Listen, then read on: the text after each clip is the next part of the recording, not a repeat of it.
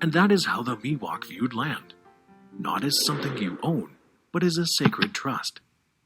This view of the land was very different from that of European settlers. The American Indians who lived on the coast where Spanish explorers landed and claimed land suffered greatly under that differing view.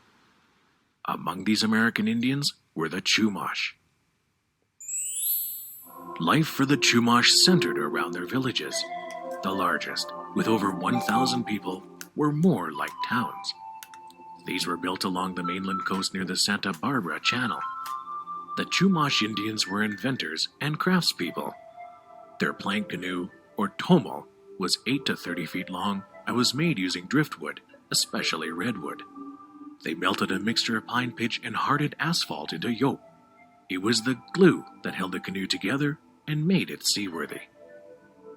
Each Chumash family lived in a house called an op.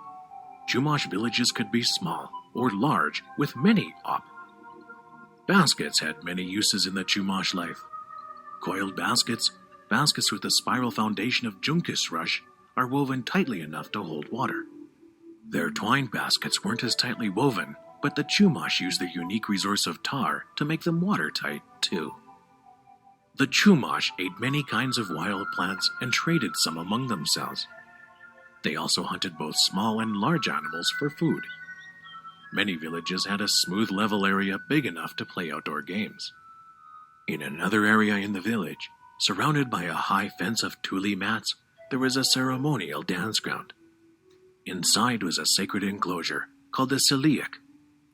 Here, priests and shamans held religious rituals. The Indians who lived on the Channel Islands specialized in making the Chumash bead money, or alchum. They were the mint for the Chumash Indians who lived on the mainland. Their name, Michumash, originally meant something like bead money makers.